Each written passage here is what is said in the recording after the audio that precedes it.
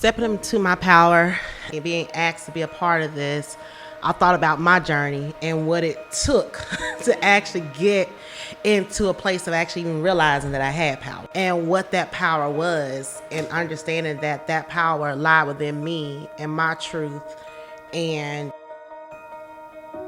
I guess truly like my beliefs and what that looked like for me.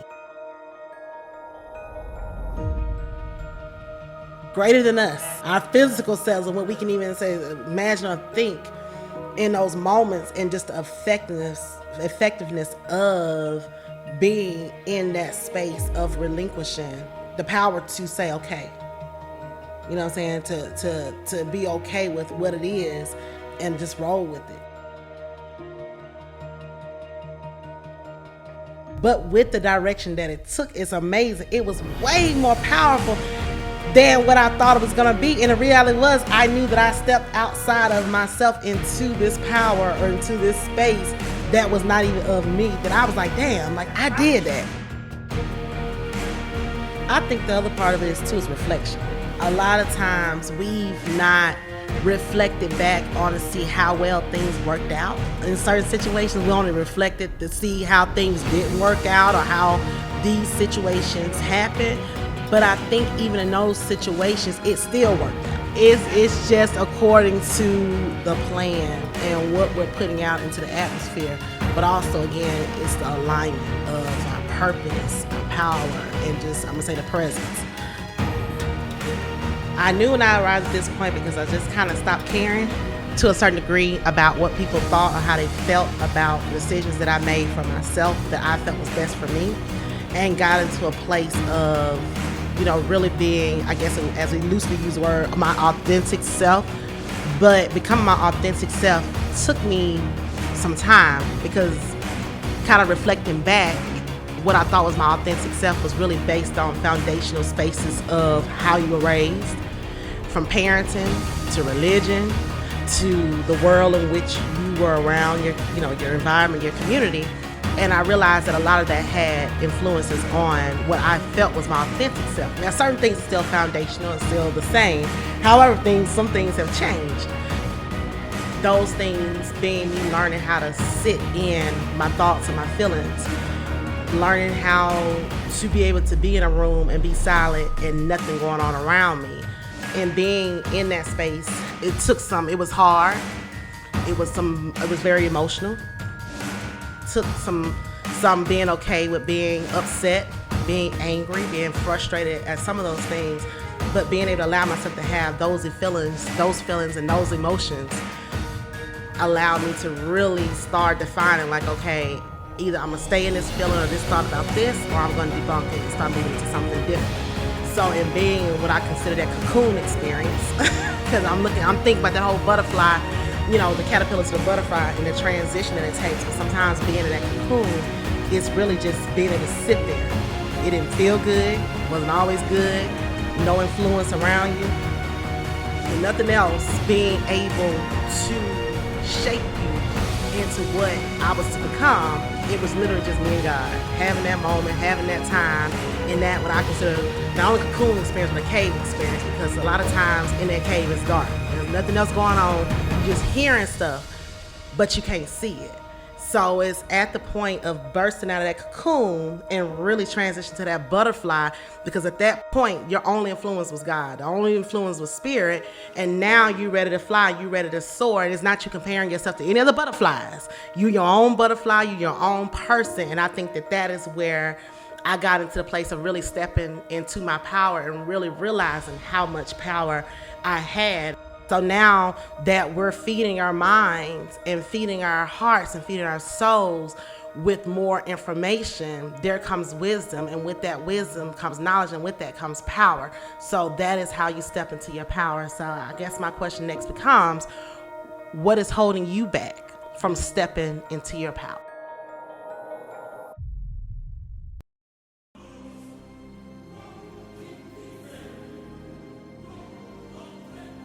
To have faith in God is to have faith in yourself. To believe in God is to believe in yourself. To trust in God is to trust yourself. And to love God is to love yourself.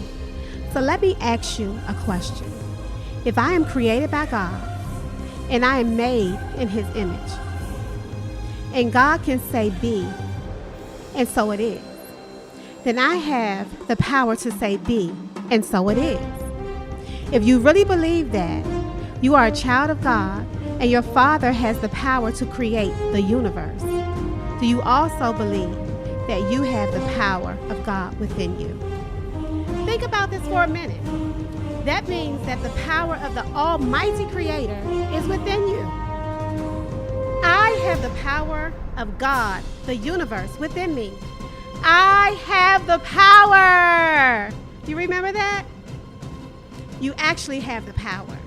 Don't spend any more time judging yourself and rehearsing over and over again in your head all those self-limiting beliefs. You know that chatter that we all have. Your time is now.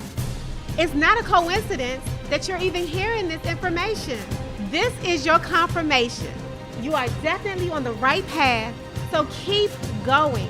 You are the person that you've been waiting for. No one is going to ride in on a white horse and swoop you up off your feet and ride off into the sunset and get rid of all your work. That's never going to happen.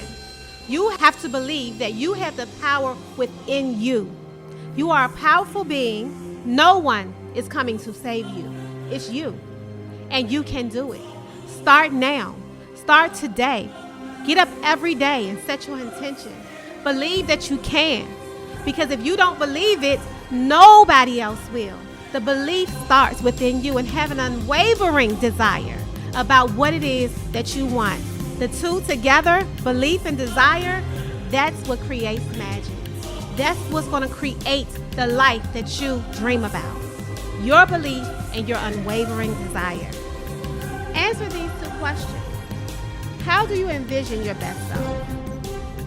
What does that look like? Life only gives you what you have the awareness to ask for. You don't just inadvertently get what you want. To create a new life with new experiences encompassing all of the things you dream about and desire, you must first become the new you that deserves all those things. Of course, you are enough with what you have right now, where you are right now, and what you believe in right now. Let go of anything that does not bring you joy, give you peace, or propel you forward. If you continue to say the same thing, do the same thing, react the same way, you're going to get more of what you already have, more of the same thing. Believe that you are worthy and capable of having it. Believe that whatever you put your mind on, you can do it. Believe that if it's in your realm of thinking, it's in your realm of having. Remember the old saying, you are a product of your environment? That is true. Affirm this and repeat after me. I am responsible for the energy that I put into the world because that energy is coming right back to me. The best way to predict your future is not from what you already know, but from the unknown. The best way to predict your future is to create it. Write this down. Build good habits. We all have habits. Dream big. Be authentic. The greatest way to discover your greatness and your true power is to be confident and comfortable enough being who you truly are, because that is the gift. Now, I don't want to be misleading and lead anybody on when we talk about stepping into our power, because sometimes we can be under the impression that I'm going to feel this way every day, every hour, every minute, and that's not the case. You grow with your power. And so stepping into that power, stepping into the knowing of who you are, stepping into your purpose, to know what you were put here to do or what you were put here to be, that's when your power illuminates from the inside out. Now, everybody's gifting and calling and purpose is different. So then your power is going to shine and come out and come through in different ways. Now, don't beat yourself up, because there will be some days when you feel like you're on top of the world, and then there are days when you feel like the world is on top of you. But as long as you know and you hold on to the belief that you know who you are, you know your power resides on the inside of you, and there's nothing that could happen externally to you that could strip you away from your power. No situation, no circumstance, no person. The only way you can be disconnected from your power is you disconnect from who you truly are. And so, stepping into your power, you do it boldly. You do it knowing that this belongs to you and nobody can take it away. Not only can they not take it away, but they can't duplicate it. The power that you have and I have, that we possess, it can't even be duplicated because we are individually and uniquely made. That means that our power is unique to each one of us. So you don't have to worry about getting into a rat race, getting into competition with somebody else. It may be 1 million people, but that message and the way that you all execute will be done 1 million different ways, which means our power has been customized to us. So stepping into your power is stepping out how we should be executing. That we should be in this rat race and this competition with one another. When your competition is the person that's in the mirror, it's you. You should be competing with yourself every day to become a better version of yourself. You are powerful. You are unstoppable. You are unmovable. And that anything that you set your mind to the understanding of who you are, and you start tapping into your power, it's going to change your life. Just go back to that source and where your power began, which was in the inside of you. Step into your power.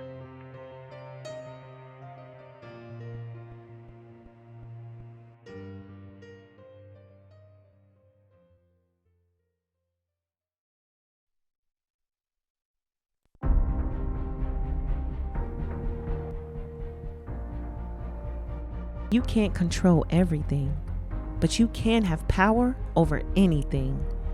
Anything that comes in your way, anything you face, anything life gives you, you can have power over it.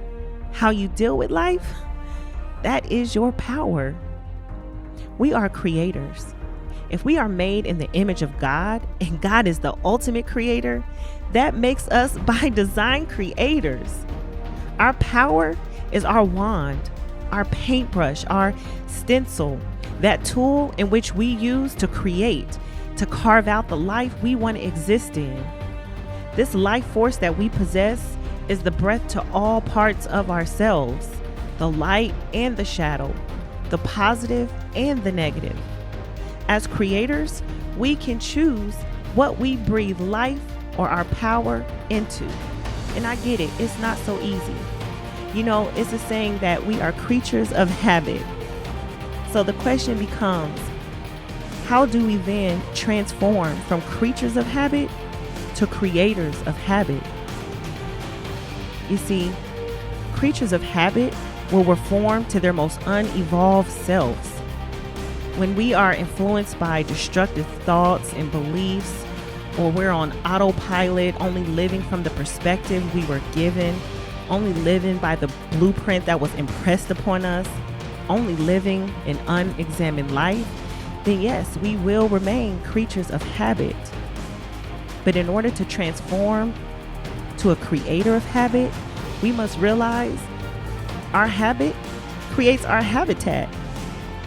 Creating a new inner environment requires us to create a new habitat. We are indigenous to the world we create. Close your eyes. Enter into your inner environment. Can you see it? What grows here?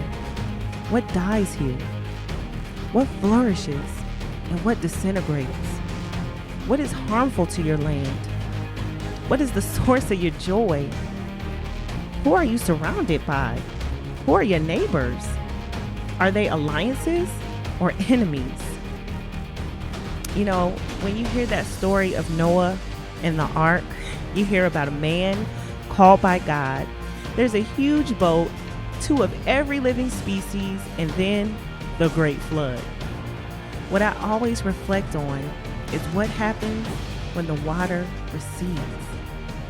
You have all things that were living, plants, animals, people, houses, the way they lived, their belief, their culture, ultimately what God viewed as mistakes, now being the foundation of the new world that was about to be created. This applies to us. All our mistakes, all the things we got wrong, all of our hurt and pain, all of our trauma, I say flooded.